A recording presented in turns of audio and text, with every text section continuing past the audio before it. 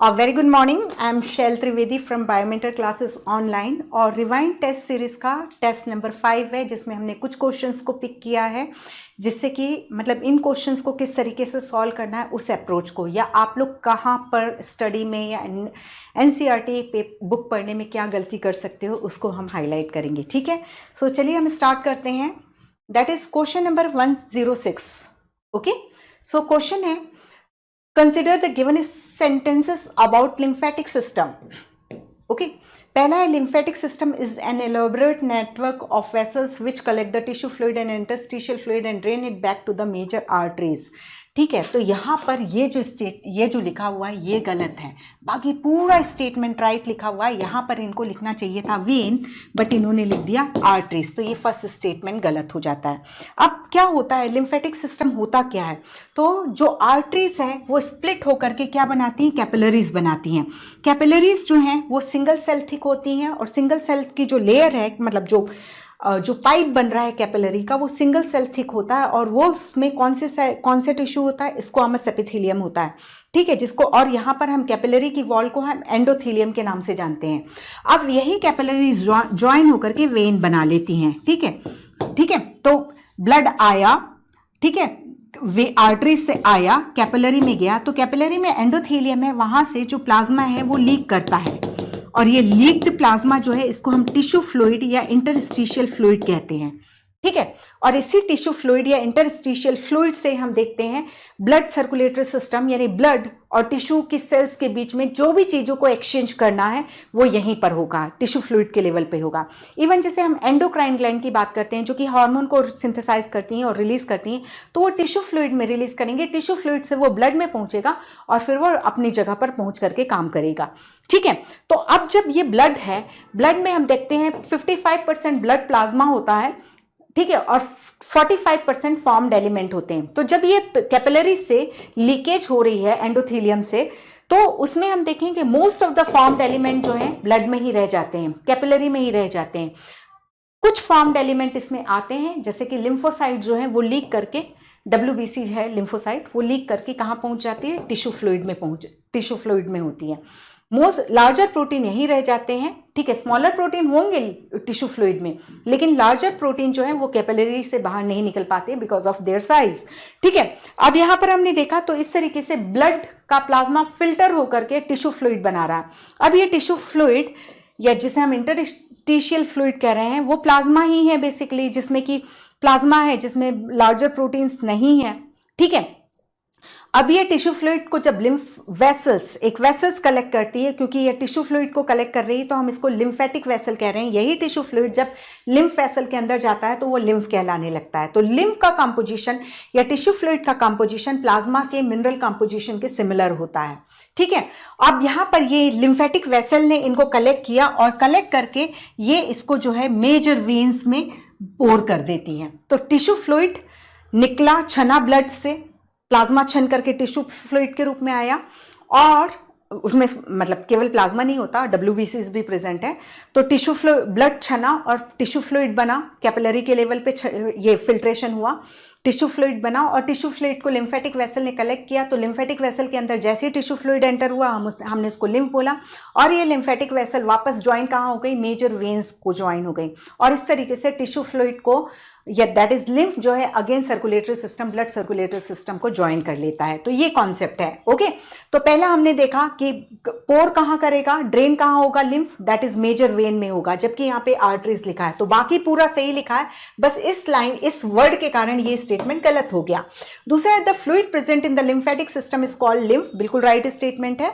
ठीक है, ये राइट है। Exchange of nutrient between the blood and the cell always occur through interstitial fluid. ठीक है, जो कैपिलरीज हैं वो एक एक सेल या टिश्यू में घुसती नहीं है, वो टिश्यू फ्लूइड में मटेरियल को डिलीवर कर देती हैं और वेस्ट को पिकअप कर लेती हैं। ठीक है, तो जो भी एक्सचेंज होना है वो टिश्यू फ्लूइड और इंटरस्टिशियल फ्लूइड के लेवल पे ही होता है। चौथा है, mineral distribution in the interstitial fluid, that is tissue fluid differ from that in the plasma. तो ये जो है गलत है, क्योंकि हमने देखा almost mineral composition tissue fluid and plasma का सेम होता है। तो हमें क्या बताना है, इसमें फॉल्स स्टेटमेंट को बताना है। तो हमने देखा first and fourth statements are false, that is answer हो गया हमारा ए। ओके, आंसर क्या हुआ हमारा ए। अब हम लेते हैं क्वेश्चन नंबर 109। क्वेश्चन है which of the following statement are correct about erythroblastosis fetalis. ठीक है, तो इरेथ्रोब्लास्टोसिस फिटेलिस में हम देखते हैं कि कई बार जो फीटस है, डेवलपिंग फीटस है, उनकी सर्कुलेटरी सिस्टम में जो ब्लड है उसकी आरबीसी की क्लम्पिंग और डिस्ट्रक्शन देखने को मिलता है, उसको हम इरेथ्रोब्लास्टोसिस फिटेलिस कहते हैं। तो ये जो है इसका हम कारण समझते हैं। तो सबसे पहले हम देखते हैं, हमने जो एबीओ ब्लड ग्रुप पढ़ा है, तो एबीओ ब्लड ग्रुप आरबीसी के सरफेस पर एंटीजन की प्रेजेंस और अब्सेंस के अकॉर्डिंग हम देखते हैं।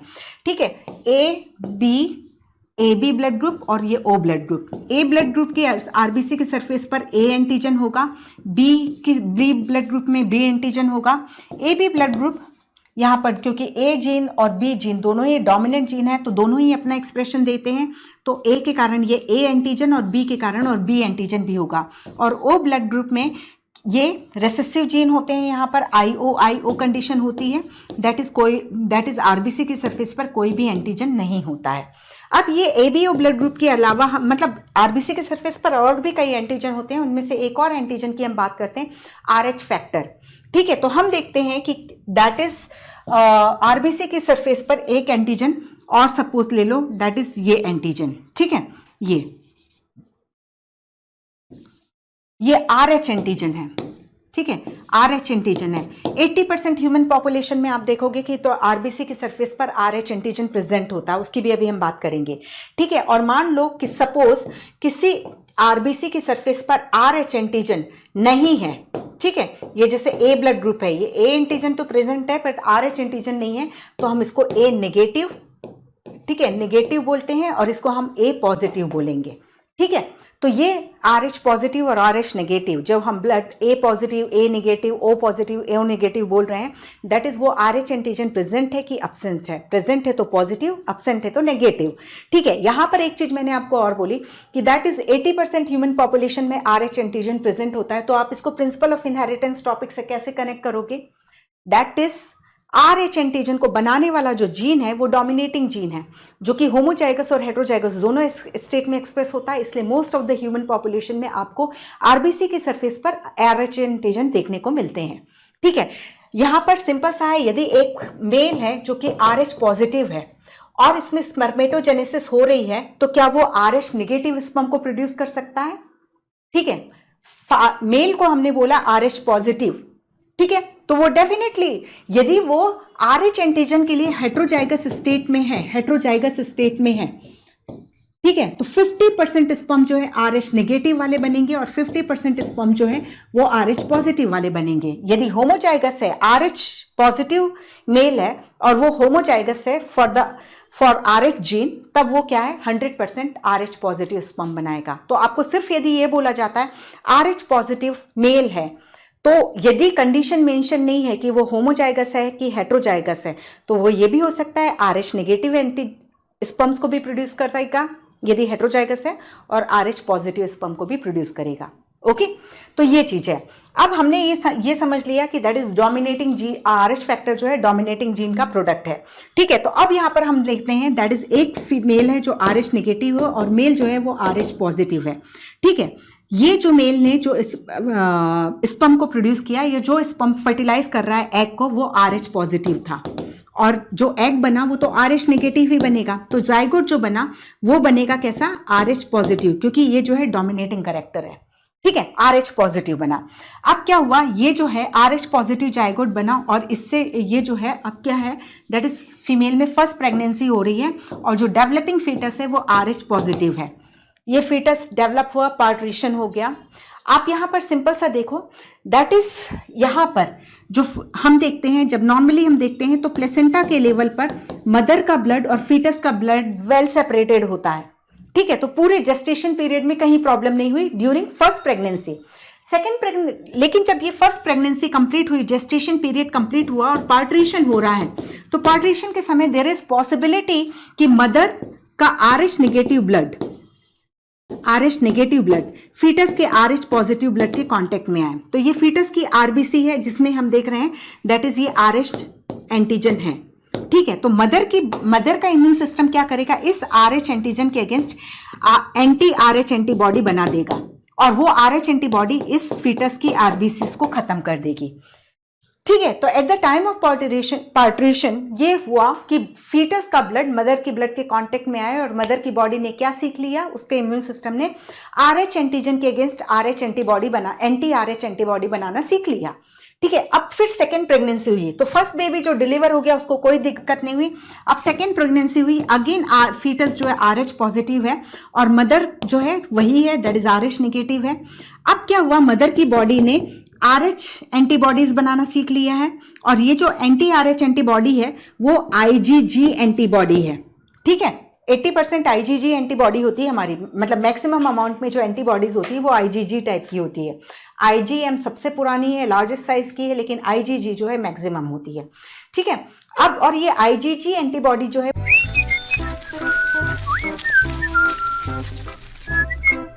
Hi, sorry to disturb you in between lecture, but it's important to inform you. You should download Biomentors app from Google Play Store. We need your support, so please take subscription to become an official commando of Biomentors. Bye bye. Continue your lecture.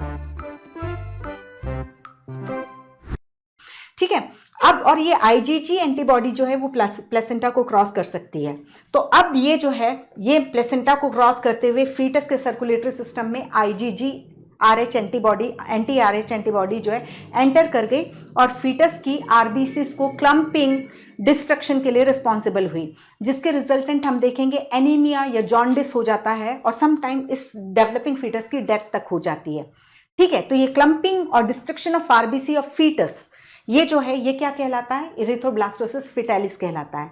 ठीक है, अब इससे जैसे simple है, पता चल गया कि ये किस्सा हुआ था फर्स्ट प्रेगनेंसी में। तो अब आज के टाइम में हमारे पास इसके लिए सॉल्यूशन है कि जब फर्स्ट बेबी की डिलीवरी होती है उसी समय जो मदर है उसको एंटी RH एंटीबॉडी इंजेक्शन दे दिया जाता है कि उसकी बॉडी में जो भी RH एंटीबॉडीज बनी है, RH एंटीजन के अगेंस्ट जो भी RH एंटीबॉडीज बनी है उसको डिस्ट्रॉय कर दिया जाए, तो जिससे कि सेकेंड ऑनवर्ड प्रेगनेंसी में कोई प्रॉब्लम नहीं होती। ठीक है, तो ये चीज है।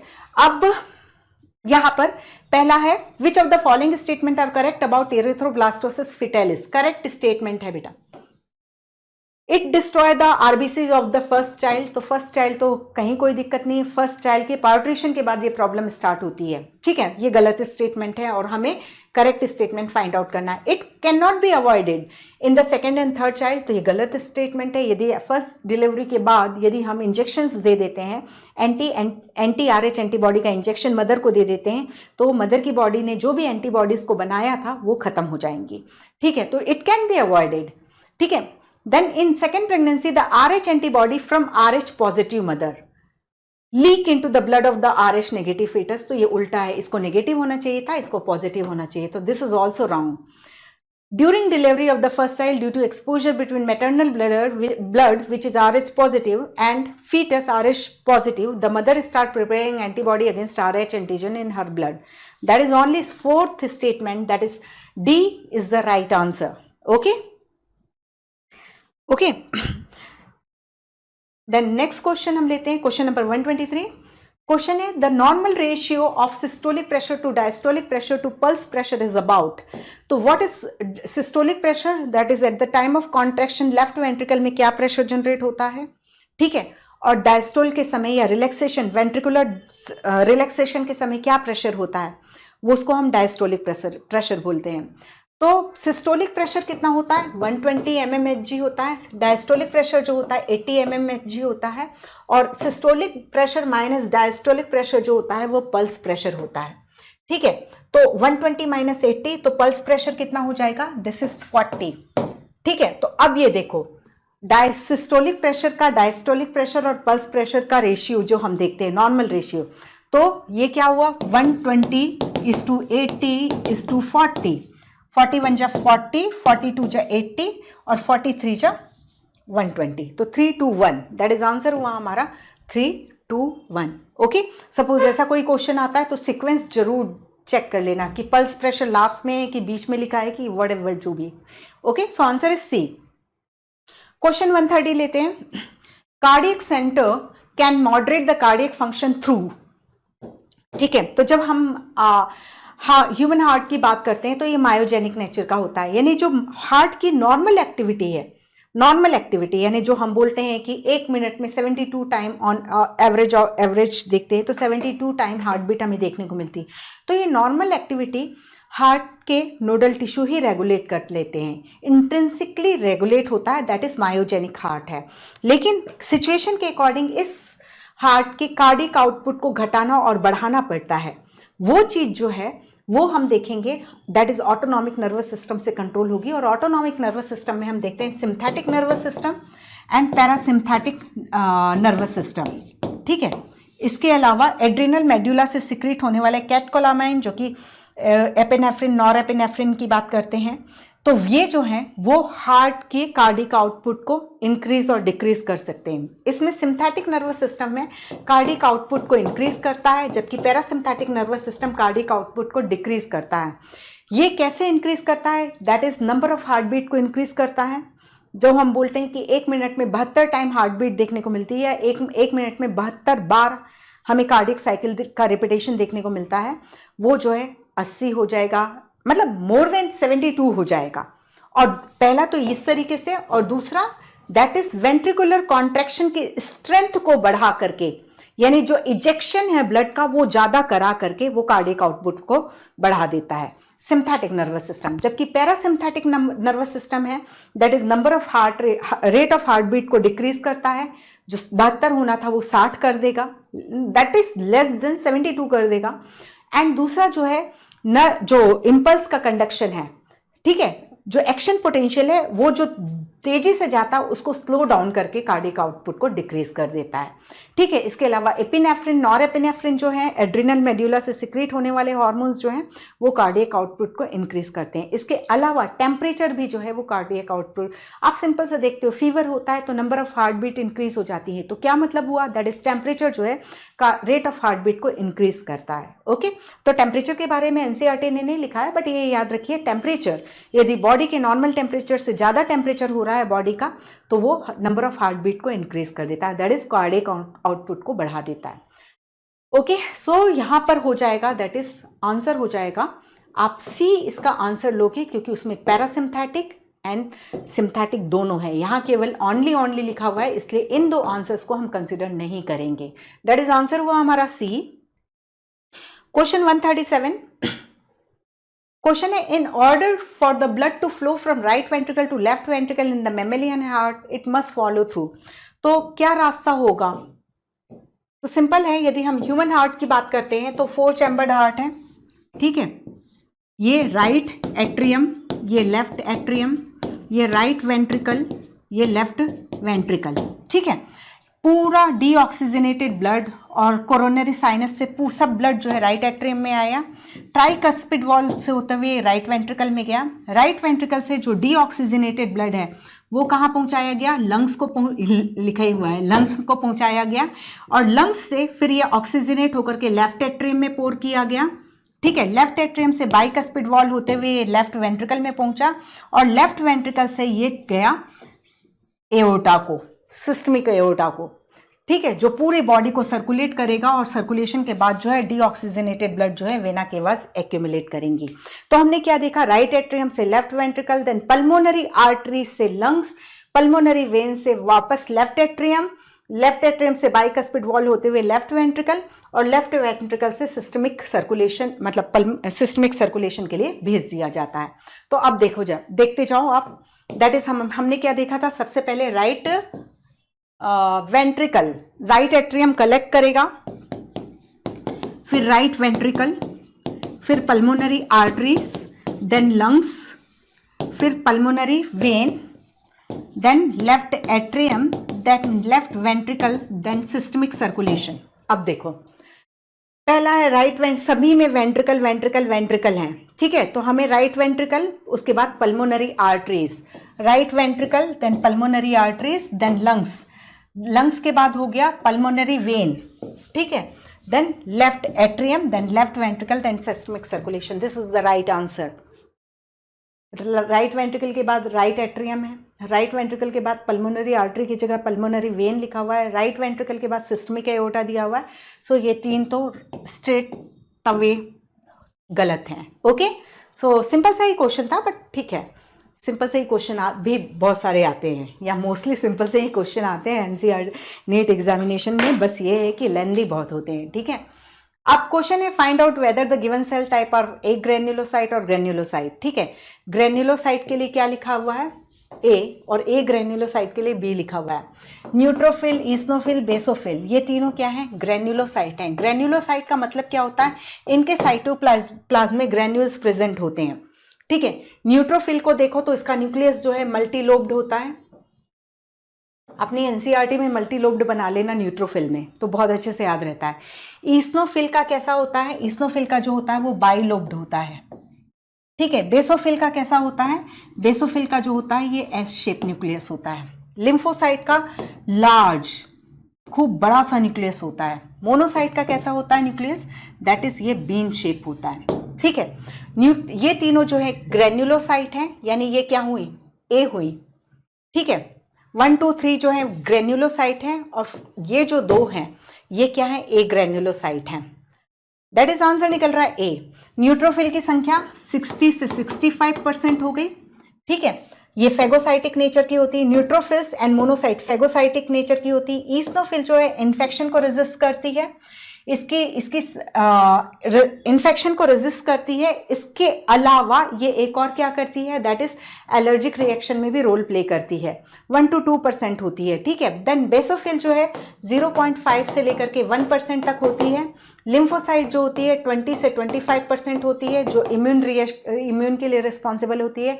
लिम्फोसाइट में T lymphocyte cell mediated immunity के लिए, जबकि बी लिम्फोसाइट जो है ह्यूमोरल इम्यूनिटी के लिए होती है। बी लिम्फोसाइट की जो प्लाज्मा सेल है वो एंटीबॉडीज का प्रोडक्शन करती हैं। और मोनोसाइट जो होती हैं ये भी एक ग्रेन्युलोसाइट है, और मोनोसाइट जो होती है फेगोसाइटिक नेचर की होती है। यही मोनोसाइट्स जब कनेक्टिव टिश्यू में प्रेजेंट होती है तो हम इनको मैक्रोफेज के नाम से जानते हैं। ठीक है, बेसोफिल जो है हिपेरिन, हिस्टामिन एंड सेरोटोनिन का सिक्रीशन करती है। कनेक्टिव टिश्यू की मास्ट सेल भी हिपेरिन, हिस्टामिन एंड सेरोटोनिन का सिक्रीशन करती है। सेरोटोनिन वैसोडाइलेटर का काम करता है, और हिपेरिन ब्लड में एंटीकोगुलेंट का काम करता है, और हिस्टामिन जो होता है इन्फ्लामेटरी रिएक्शन के लिए जाना जाता है। ओके, सो आंसर हो गया A. Question 144, the figure represent total period of one cardiac cycle, that is 0.8 second की एक कार्डियक साइकिल होती है, और A B C represent its stage. Identify A B C and select the correct statement regarding them. ठीक है, तो इससे पहले हम इसको समझ लेते हैं इस इमेज से, फिर उसके बाद हम बात करते हैं। ठीक है, ये एक कार्डियक साइकिल, ठीक है, 0.8 सेकेंड की है, तो यहाँ पर हम 0.0 सेकेंड ले रहे हैं, और ये पूरा कंप्लीट हो रहा है 0.8 सेकेंड में। अब इसमें जो अंदर वाला सर्कल है बेटा वो किसका है? एट्रियम की एक्टिविटी को रिप्रेजेंट कर रहा है, और बाहर वाला सर्कल जो है वेंट्रिकुलर एक्टिविटी को रिप्रेजेंट कर रहा है। ठीक है, तो ये जो अंदर वाला सर्कल है ना, आप देख रहे हो ये अंदर वाला सर्कल है, इसमें मतलब कोई भी सर्कल में जो नीला कलर है वो डायस्टोल को, और रेड कलर जो है वो सिस्टोल दैट इज कॉन्ट्रैक्शन को रिप्रेजेंट कर रहा है। अब यहाँ पर ये 8 खाने बने हुए हैं, 1 2 3 4 5 6 7 8। ठीक है, तो इसमें सिर्फ 0.1 सेकेंड के लिए आप देखो एट्रियल सिस्टोल होता है। ठीक है, 0.1 सेकेंड के लिए एट्रियल सिस्टोल होगा, और एट्रियल सिस्टोल जब होता है तो बाइकस्पिड एंड ट्राइकस्पिड वाल्व जो है वो ओपन रहते हैं। ठीक है, फिर आप देखो मतलब एट्रियम की एक्टिविटी कार्डियक साइकिल हो गई आपकी 0.8 सेकेंड के लिए, जिसमें 0.1 सेकेंड के लिए एट्रियल सिस्टोल है, और 0.7 सेकेंड के लिए क्या है? एट्रियल डायस्टोल है। ठीक है, अब वेंट्रिकुलर की एक्टिविटी बोलो, देखो तो जब एट्रियल सिस्टोल हो रहा था उस समय वेंट्रिकल डायस्टोल स्टेट में था। ठीक है, वेंट्रिकुलर सिस्टोल 1 2 3, यानी वेंट्रिकुलर सिस्टोल जो है 0.3 सेकेंड के लिए हुआ। ठीक है, और 0.5 सेकेंड के लिए क्या हो गया? वेंट्रिकुलर डायस्टोल हो गया। अब आप देखो 1 2 3 4, यानी 0.4 सेकेंड के लिए क्या है? जॉइंट डायस्टोल है। ठीक है, जॉइंट डायस्टोल में क्या होगा? दैट इज सेमील्यूनर वॉल क्लोज रहेंगे, जबकि बाइकस्पिड एंड ट्राइकस्पिड वॉल जो है वो ओपन रहेंगे। ठीक है, कब सेमील्यूनर वॉल ओपन होंगे? यहां पर सेमील्यूनर वॉल वेंट्रिकुलर सिस्टोल के समय ओपन हो जाते हैं। सिंपल सा है बेटा, सेमील्यूनर वॉल कब कब ओपन होते हैं? जब वेंट्रिकल का pressure pulmonary aorta and systemic aorta के कंपैरिजन में ज़्यादा होता है। तो जब इनमें वेंट्रिकल में प्रेशर ज़्यादा होगा पल्मोनरी आर्टरी और सिस्टमिक एओर्टा के कंपैरिजन में, तो वो धक्का देकर के सेमील्यूनर वॉल को ओपन कर देगा। बेटा एक ये छोटी सी इमेज है, लेकिन बहुत सारी चीज़ें यहाँ पर क्या कंडीशन है बाइकस्पिड, ट्राइकस्पिड एंड सेमील्यूनर वॉल की, आप अपने से सोचो। ठीक है, यहाँ पर क्या कंडीशन है जब एट्रियल डायस्टोल है तो, ठीक है, ये चीज को सोचो। यहां पे सेमील्यूनर वॉल ओपन है, यहां पे क्लोज हो गए। ठीक है, तो ये सब चीजों को आपको अच्छे से देखना होगा। ओके, सो अब हमने ये चीज को पूरा देख लिया है। अब यहां पे आ जाओ वापस, तो अब आपको अपने आप ही पता रहेगा, दैट इज ये atrial systole for 0.1 second, ventricular systole for 0.3 second and this is 0.4 second for joint diastole. Okay, अब पढ़ते जाओ। During a that is during a joint diastole है, बाइकस्पिड ट्राइकस्पिड ओपन होंगे and blood flow from ventricle into aorta. ठीक है, during a क्या जो है ये डायस्टोल है, जॉइंट डायस्टोल है, तो वेंट्रिकल से क्या ब्लड एओर्टा में जाएगा? वो तो वेंट्रिकुलर सिस्टोल के समय जाता है, तो जॉइंट डायस्टोल के समय तो जाएगा नहीं। दैट इज आंसर, ये गलत हो गया। हमें क्या पता करना है and select the correct statement. ठीक है, ड्यूरिंग बी क्या है? एट्रियल सिस्टोल है, bicuspid and tricuspid valve closed, तो ये ओपन होगा। ठीक है, ठीक है, तो ये गलत हो गया। ड्यूरिंग सी मतलब ये सिंपल है, जब ये क्लोज होते हैं तो फर्स्ट साउंड सुनाई देता है, लेकिन बी क्या है? एट्रियल सिस्टोल, तो एट्रियल सिस्टोल के समय तो ये वाल्व क्लोज नहीं, ओपन है। ओके, देन ड्यूरिंग सी क्या है? दैट इज वेंट्रिकुलर सिस्टोल है, द सेमील्यूनर वॉल क्लोज, तो इस समय हमने ओपन कराया है इनको और सेकेंड साउंड प्रोड्यूस होता है। ठीक है, तो ये भी गलत हो गया। चौथा है during B that is atrial systole, the atria contract due to a wave of contraction by SA node, तो डेफिनेटली एट्रियल सिस्टोल है, और वो क्या किसके कारण होता है? जो एसएन जो एक्शन पोटेंशियल जनरेट करता है, तो D is the right statement. ठीक है, सेलेक्ट द करेक्ट स्टेटमेंट। तो हमारा इतने में कौन सा स्टेटमेंट करेक्ट है? दैट इज ओनली डी, बाकी सब में हमने देखा क्या गलत करके रखा है उन्होंने। क्वेश्चन 166 क्वेश्चन है, efferent arteriole emerging from glomerulus form a fine capillary network around the renal tubule called। ठीक है, तो इसको हम क्या कहते हैं? पेरीट्यूबुलर कैपिलरीज कहते हैं। ठीक है, तो सिंपल है, ये हम डबल वॉल कैप्सूल देख रहे हैं, फिर इससे लॉन्गेस्ट पोर्शन बनता है किसका? पीसीटी का, प्रॉक्सिमल कॉन्वोल्यूटेड ट्यूब्यूल। देन हम लूप ऑफ हेनले देखते हैं, लूप ऑफ हेनले के बाद हम डीसीटी देखते हैं।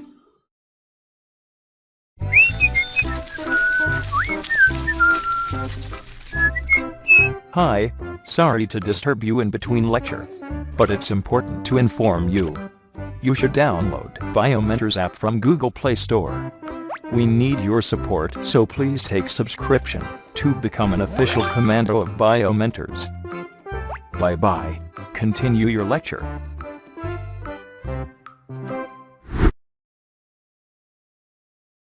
फिर हम डीसीटी के बाद कलेक्टिंग डक्ट देखते हैं। कलेक्टिंग डक्ट में कई सारे नेफ्रॉन्स जो हैं वो ओपन होते हैं। ठीक है, तो यहाँ पर सिंपल है, यहाँ पर अब देखो, हालांकि मुझे इसको दूसरे कलर से बनाना था, बट चलो ठीक है, हम जो है ये एफरेंट आर्टेरियोल बना रहे हैं, और इस ये जो है जा करके बोमेन कैप्सूल में अराउंड 50 कैपिलरीज को प्रोड्यूस करता है, जिसको हम ग्लोमेरुलस कहते हैं। फिर ये कैपिलरीज ज्वाइन होकर के इफरेंट आर्टेरियोल बनाते हैं, और ये इफरेंट आर्टेरियोल जो है ये पीसीटी और डीसीटी के चारों ओर नेटवर्क ऑफ कैपिलरीज को प्रोड्यूस करते हैं, जिसको हम पेरीट्यूबुलर कैपिलरीज बोलते हैं। तो आंसर हमारा बी निकला, और यही जब लूप ऑफ हेनले के अराउंड जो कैपिलरीज नेटवर्क होता है उसको हम पेरीट्यूबुलर कैपिलरीज की जगह वासा रेक्टा का नाम देते हैं। ठीक है, तो ये जो पूरी है ये कैपिलरी है। ठीक है, कोई भी ये वेन नहीं है कि ये आर्टरी हो गई तो ये वेन हो गई। ठीक है, ये इफरेंट आर्टेरियोल है, आर्टरी का पार्ट है, ना कि वेन का पार्ट है। फिर ये जो वासा रेक्टा है वो ज्वाइन होकर के रीनल वेन्स को प्रोड्यूस करती है। ठीक है, सो ये चीज, that is answer is B. Question 192, refer to the given figure and select the correct option, represent the osmolarity at PQRS in milli osmolarity per litre. ठीक है, तो सिंपल सा आप देखते जाओ, यहाँ पर ये जो इमेज है, ये वाली जो इमेज है एनसीईआरटी में, उसमें हर जगह ऑस्मोलैरिटी का ध्यान रखो, कहाँ पर कितनी है, ठीक है, क्योंकि कई सारे क्वेश्चन यही बनते हैं कि नेफ्रॉन के किस पार्ट में फिल्ट्रेट की ऑस्मोलैरिटी ब्लड की ऑस्मोलैरिटी से के बराबर है, कहाँ पर ज़्यादा है, कहाँ पर कम है, ठीक है। तो इसको हम देखते हैं। अब सिंपल सा आप देखो, यहाँ पर जब हम, ये हो गया that is this is PCT and this is DCT and this is collecting duct, this is loop of Henle, ये डिसेंडिंग और ये असेंडिंग आर्म, ठीक है। तो यहाँ पर सिंपल सा देखो, यहाँ पर जो पीसीटी में ठीक है, पीसीटी में ब्लड की जो फिल्ट्रेट की ऑस्मोलैरिटी होती है 300 मिली ऑस्मोलैरिटी पर लीटर होती है, जो कि ब्लड की इक्वल होती है, ठीक है। तो यहाँ पर ब्लड पीसीटी में ब्लड एंड फिल्ट्रेट की ऑस्मोलैरिटी इक्वल होती है। फिर जब ये descending limb of loop of Henle से जाती है तो हम देखते हैं यहाँ एक्वापोरेंस है, जो वाटर को, फिल्ट्रेट से वाटर को निकाल के मेड्यूला में पहुंचाते जाते हैं, ठीक है। तो उसके कारण क्या होता है, ब्लड के निकलने के कारण नंबर ऑफ सॉल्यूट जो है फिल्ट्रेट में बढ़ जाते हैं और अल्टीमेटली ऑस्मोलैरिटी 1200 के करीब पहुंच जाती है। That is loop of Henle की जो टर्निंग है, ठीक है, यू पॉइंट है बिल्कुल, वहां पर फिल्ट्रेट ब्लड की ऑस्मोलैरिटी के कंपैरिजन में 4 गुना ज्यादा हो चुका रहता है। फिर असेंडिंग लिम्ब में आप देखना शुरू करो, असेंडिंग लिम्ब में तो आप यहाँ पर एक्वापोरिन आपने हटा दिया है, कोई भी एक्वापोरिन नहीं है, यानी ascending arm of loop of Henle से पानी बाहर नहीं निकल सकता, फिल्ट्रेट से वाटर का रीअब्जॉर्प्शन नहीं होगा लूप ऑफ हेनले की असेंडिंग आर्म से, ठीक है। लेकिन क्या करेंगे हमें फिल्ट्रेट को डाइल्यूट करना है, क्योंकि जब हम यहाँ पर डीसीटी में फिल्ट्रेट को पहुंचाएंगे तो इसकी ऑस्मोलैरिटी हम 200 तक लाएंगे। तो कैसे, पानी को तो निकलने नहीं दे रहे हैं, लेकिन हम उसमें solute particle that is sodium chloride को खींचते जा रहे हैं, बाहर करते जा रहे हैं फिल्ट्रेट से। तो डीसीटी में फिल्ट्रेट जो है उसकी ऑस्मोलैरिटी ब्लड के कंपैरिजन में कम हो जाती है, ब्लड की 300, डीसीटी के फिल्ट्रेट की 200, ठीक है। तो इस तरीके से अब यहां पर देखो सिंपल सा है, पी पॉइंट कहाँ है, पी पॉइंट में ऑस्मोलैरिटी यानी दैट इज टर्निंग पॉइंट पे ये 1200 के करीब की होती है, ठीक है। देन उसके बाद क्यू में 900 हो जाती है, आर में 600 हो जाती है और एस में 300 हो जाती है, ठीक है। तो सिंपल सा दैट इज आंसर हो गया ए। मैंने इस क्वेश्चन को सिर्फ इसलिए लिया है बेटा कि इसके थ्रू मैं ऑस्मोलैरिटी वाली कॉन्सेप्ट जो है उसको क्लियर करें, क्योंकि इस इमेज मतलब यदि एग्जामिनर चाहे ना इतने अच्छे क्वेश्चंस निकाल सकता है जिसकी कोई लिमिट नहीं है, ठीक है। तो दैट इज आंसर हो जाएगा हमारा, क्यू में हो गया 900, आर में हो गया 600 एंड एस में हो गया 300, ओके। और यहां पर एक चीज और याद रखिए, हम जहां कहीं पे भी सोडियम का रीअब्जॉर्प्शन देखेंगे ना, जहां कहीं पे भी सोडियम का रीअब्जॉर्प्शन देखेंगे वो सब जगह एक्टिव रीअब्जॉर्प्शन होगा, लेकिन यहां पर जो सोडियम का रीअब्जॉर्प्शन होता है वो सिर्फ यहां पर that is ascending limb of loop of Henle की जो थिन पोर्शन है, यहां पर ये पेसिव होता है, अदरवाइज पूरी जगह एक्टिव रीअब्जॉर्प्शन हो रहा है, ठीक है। जब हम रास सिस्टम पढ़ते हैं तो डीसीटी से मतलब रास सिस्टम में जब एडीएच वाला वैसोप्रेसिन वाला पढ़ते हैं तो वैसोप्रेसिन क्या करता है, कलेक्टिंग डक्ट में नंबर ऑफ एक्वापोरिन्स को बढ़ा करके, एक्वापोरिन्स की संख्या को बढ़ा करके वाटर के रीअब्जॉर्प्शन को प्रमोट करता है, ठीक है, और डायूरेसिस को प्रिवेंट करता है। और रास सिस्टम में एल्डोस्टेरॉन यहां से सोडियम का डीसीटी से सोडियम का एक्टिव रीअब्जॉर्प्शन कराता है, सोडियम का एक्टिव रीअब्जॉर्प्शन करेगा, यहां पर सोडियम की संख्या बढ़ गई जिसके कारण फिल्ट्रेट से पानी अपने आप छोड़ करके बाहर निकलेगा। वाटर का रीअब्जॉर्प्शन जहां कहीं पे भी होगा इट इज ऑलवेज पेसिव, ठीक है, पेसिव एंड फैसिलिटेटेड ट्रांसपोर्टेशन, क्योंकि एक्वापोरिन इन्वॉल्व है। एक्वापोरिन जो है 1 सेकेंड में 3 बिलियन वाटर मॉलिक्यूल को क्रॉस करा देता है, ठीक है। So answer is A. Then question 195, what will happen if the stretch receptor of the urinary bladder wall are totally removed? तो मिक्चुरेशन रिफ्लेक्स की बात कर रहे हैं यहाँ पर। तो सिंपल है, जैसे यूरिनरी ब्लैडर होता है, ठीक है, तो यूरिनरी ब्लैडर में यहाँ पर स्ट्रेच रिसेप्टर होते हैं, यूरिनरी ब्लैडर में यूरिन भरती जा रही है और जब यूरिनरी ब्लैडर 2/3 से ज़्यादा भर जाता है तो ट्रांजिशनल एपिथेलियम वो स्ट्रेच होंगे, स्ट्रेच रिसेप्टर इस स्ट्रेचिंग को रिसीव करेंगे और सेंसरी न्यूरॉन सीएनएस को ये इंफॉर्मेशन देगा, सीएनएस से मोटर न्यूरॉन यहाँ पर मैसेज लाएंगे कि डिट्रूसर मसल वगैरह कॉन्ट्रैक्ट होगी, ठीक है। और यहाँ पर एक जो स्फिंक्टर होते हैं यूरिथ्रा में, एक जो होता है इनवॉलेंट्री नेचर का होता है और एक जो होता है वॉलेंट्री नेचर का होता है। तो वो जो है दैट इज, ये इनवॉलेंट्री स्फिंक्टर जो है वो रिलैक्स होगा और उसके बाद वॉलेंट्री विश पर डिपेंड करेगा। वॉलेंट्री स्फिंक्टर जो है वो रिलैक्स होकर के, मतलब जो स्फिंक्टर है वो हमेशा कॉन्ट्रैक्टेड स्टेज में कॉन्ट्रैक्ट रहते हैं, ठीक है, कॉन्स्ट्रिक्शन रहता है उसमें। और जब यूरिन पास आउट करना है, मिक्चुरेशन होना है, तो उस समय ये स्फिंक्टर रिलैक्स होते हैं और यूरिन को पास आउट कराते हैं। अब ये यूरिनरी ब्लैडर भर रहा है कि कम भरा है कि क्या भरा है, ये इंफॉर्मेशन कौन दे रहा है? स्ट्रेच रिसेप्टर दे रहा है सीएनएस को। आपने इसी को ही निकाल दिया तो सीएनएस को पता चलेगा क्या, ब्रेन को पता चलेगा क्या यूरिनरी ब्लैडर भरा है कि नहीं भरा है, ठीक है। जब ये मैसेज जाता है कि यूरिनरी ब्लैडर भर गया है तो मोटर न्यूरॉन से सिग्नल आता है कि भाई यूरिनरी ब्लैडर के डिट्रूसर मसल वगैरह को कॉन्ट्रैक्ट करो और यूरिन को पास आउट कराओ। जब मैसेज ही नहीं गया तो वो क्या मोटर न्यूरॉन से मैसेज भेजेगा? तो उसके केस में क्या होगा? That is there will be no maturation, ठीक है। Okay, so answer is C. Question 196 question है which of the following would be true if a person has less body fluid, ठीक है, बॉडी फ्लूइड कम है, ठीक है। तो यहां पर हम किसकी बात करने जा रहे हैं? रास सिस्टम की बात करने जा रहे हैं, रेनिन एंजियोटेंसिन एल्डोस्टेरॉन सिस्टम, ठीक है। ये क्या है? दैट इज किडनी की एक्टिविटी को रेगुलेट करता है, जीएफआर को कंट्रोल करता है। अब सपोज बॉडी में ऑस्मोरिसेप्टर्स प्रेजेंट है, वो ब्लड वॉल्यूम को चेक कर रहे हैं, बॉडी फ्लूइड वॉल्यूम को चेक कर रहे हैं और आयोनिक कॉन्सेंट्रेशन को चेक कर रहे हैं। बिल्कुल एनसीईआरटी की ही बात कर रही हूं मैं, कहीं भी एक एक्स्ट्रा वर्ड नहीं बोल रही हूं, ठीक है।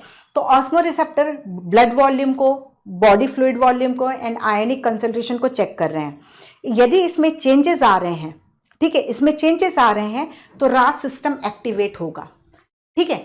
बॉडी फ्लूइड वॉल्यूम डिक्रीज हो रहा है या ब्लड वॉल्यूम डिक्रीज हो रहा है या आयनिक कंसंट्रेशन बढ़ रहा है तो हमने देखा रास सिस्टम एक्टिवेट हुआ, ठीक है। तो यहां पर जो जेजी सेल हैं, जक्साग्लोमेरुलर सेल हैं, ठीक है, वो क्या सिक्रेट करेंगे? रेनिन हार्मोन सिक्रेट करेंगे, ठीक है, रेनिन हार्मोन सिक्रेट करेंगे। रेनिन हार्मोन क्या करता है? लीवर जो है एंजियोटेंसिनोजन को बनाता है, तो रेनिन जो है एंजियोटेंसिनोजन को एंजियोटेंसिन 1 में कन्वर्ट कर देता है, ये रेनिन, ठीक है। फिर एक एंजाइम होता है ACE, एंजियोटेंसिन कन्वर्टर एंजाइम, जो इसे एंजियोटेंसिन 2 में कन्वर्टन करता है, ठीक है, एंजियोटेंसिन 2 में कन्वर्ट कर देता है ACE एंजाइम। ACE एंजाइम का फुल फॉर्म है एंजियोटेंसिन कन्वर्टर एंजाइम, ठीक है। तो एंजियोटेंसिनोजन बनाया किसने? लीवर ने।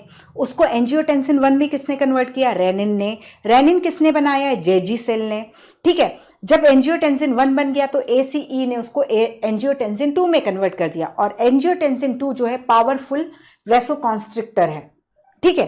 तो अब हमने देखा था सिंपल GFR डिक्रीज हुआ था और रास सिस्टम एक्टिवेट हुआ, ब्लड वॉल्यूम डिक्रीज हो रहा है या बॉडी फ्लूइड डिक्रीज हो रहा है या आयनिक कंसंट्रेशन बढ़ रहा है, तो हमने ये सिस्टम को एक्टिवेट कराया है। तो रेनिन, और ये जब डिक्रीज हो रहे थे, ब्लड वॉल्यूम वगैरह डिक्रीज हो रहे थे, उसका रिजल्ट क्या हो रहा था? GFR कम हुआ। GFR कम हुआ, रेनिन रिलीज हुआ, एंजियोटेंसिन 2 बना, वो वैसोकॉन्स्ट्रिक्शन है। तो जो पहले जो ग्लोमेरुलस ये इतनी चौड़ी थी, इनको कॉन्स्ट्रिक्ट कर दिया गया, ठीक है। पहले यहाँ जो भी ब्लड का वॉल्यूम था इतने में, अब वो इतने में आया, यानी ब्लड का प्रेशर रेज हो गया, that is ultimately leads to increase GFR, ठीक है, GFR को नॉर्मलाइज करा दिया। इसके अलावा एंजियोटेंसिन 2 एक तो वैसोकॉन्स्ट्रिक्टर का काम करके उसने GFR को इंक्रीज कराया, दूसरा हाइपोथैलेमस को मैसेज गया, सॉरी हाइपोथैलेमस नहीं, दैट इज एड्रिनल कॉर्टेक्स से एल्डोस्टेरॉन को सिक्रेट कराया, जो कि मिनरलोकॉर्टिकॉइड है। एड्रिनल कॉर्टेक्स से जितने भी हार्मोन सिक्रेट होते हैं वो स्टेरॉइडल नेचर के होते हैं।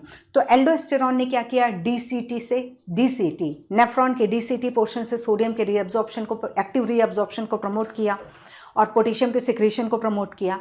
सोडियम का रीअब्जॉर्प्शन हुआ, उसके पीछे पीछे पानी भी आ गया और पानी आकर के फिर वासा रेक्टा में एंटर हो गया। तो इस तरीके से बॉडी फ्लूइड, ब्लड वॉल्यूम को फिर से बढ़ा दिया गया, ठीक है। तो इस तरीके से रास सिस्टम काम करता है। इसके अगेंस्ट एंटागोनिस्टिक जो है वो ANF, जो कि एक पेप्टाइड हार्मोन है, वो काम करता है। एट्रियल नाइट्रियूरेटिक फैक्टर, जब ब्लड का प्रेशर राइट एट्रियम में, मतलब जब हार्ट में ब्लड एंटर हो रहा है और उसका प्रेशर ज़्यादा है तो एट्रियम की वॉल ANF सिक्रीट करके ब्लड वेसल के डायलेशन के लिए रिस्पॉन्सिबल होती हैं और जो ब्लड प्रेशर को लोअर डाउन कर देता है। ठीक है, तो ये हो गया। तो यहाँ पूरी स्टोरी हमने पढ़ी। तो if a person has less body fluid, तो हमने देखा ये बढ़ गया and increase renin and ADH level. ठीक है, ADH की इसके पहले वाले में ही बात की कि वो क्या करता है, कलेक्टिंग डक्ट में एक्वापोरिन को बढ़ा करके वाटर के रीअब्जॉर्प्शन को प्रमोट कर देता है। ठीक है, रास सिस्टम में एल्डोस्टेरोन सोडियम के रीअब्जॉर्प्शन को प्रमोट कर दिया। ठीक है, ये इस तरीके से काम होता है। आंसर क्या हो गया हमारा, B and D ओनली। ठीक है, ये होगा और ये होगा, दैट इज आंसर हो गया हमारा C। Question 177, match the column and find out the correct combination. Nephridia किस में देखने को मिलते हैं आपको, दैट इज एनिलिडा में देखने को मिलते हैं, दैट इज इसका हो जाएगा Q। ठीक है, मेल्पिगियन ट्यूब्यूल्स आपको कॉकरोच में देखने को मिलती है। प्रोटोनेफ्रिडिया जो है आपको, protonephridia that is flame cell जो है वो आपको प्लेटीहेल्मिन्थीज में, सम रोटिफर्स में, साइक्लोस एम्फिऑक्सिस में देखने को मिलते हैं। तो दैट इज ये हो गया S। Ascaris that is Nematoda में, रेनेट सेल जो है एक्सक्रीटरी ऑर्गन होती है, याद रखिएगा इसको। किडनी जो है आपको फिशेस में देखने को मिलती है, that is R। QTSR, QTSR that is answer is C। Okay, QTSR। ठीक है, सो दैट इज, ये थे हमारे ऑल नहीं, that is some selected question, जिसमें मतलब सिंपल सा है बेटा। यहाँ पे आपको हो सकता है सब चीज़ें ही आपको पूरे आंसर आ रहे होंगे और डेफिनेटली आप लोगों ने टेस्ट भी बहुत अच्छे से अटेम्प्ट किया होगा, बट हमेशा याद रखिए बहुत स्पीड चाहिए।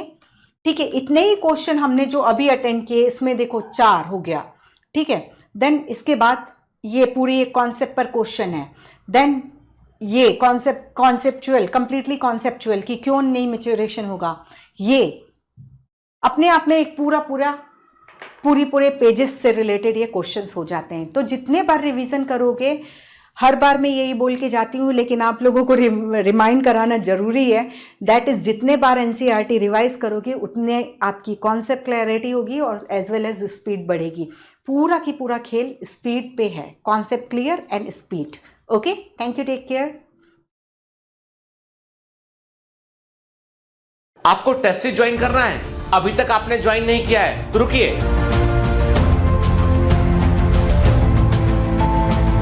बायोमेंटस का रिवाइंड टेस्ट सीरीज ज्वाइन कीजिए। वहां पर 15 माइनर टेस्ट होंगे, 4 मेजर टेस्ट होंगे, 6 फुल सिलेबस टेस्ट होंगे, कुल 25 टेस्ट होंगे और इन 25 टेस्ट में आप 5000 most important, most probable question cover कर रहे होंगे। टेस्ट सीरीज बहुत इंपॉर्टेंट है क्योंकि इसके थ्रू आप ये पता लगा सकते हैं कि कौन से एरिया आपका वीक है, किस तरह के क्वेश्चन को आपको प्रैक्टिस करना है, किन किन हिस्सों पर अधिक आपको ध्यान देना है। अब और कितना इंतजार करेंगे, अब आ जाइए, साथ मिलकर मेहनत करते हैं और टेस्ट सीरीज के दम पर ही हम 675 नंबर से ऊपर ला सकते हैं। लेकिन आपको ये अपने आप से प्रॉमिस करना होगा कि टेस्ट सीरीज की तैयारी आप बड़ी गंभीरता से करेंगे, NCERT का इस्तेमाल करेंगे और अच्छे से पढ़ेंगे तो टेस्ट सीरीज भी काफी है मंजिल को पाने के लिए।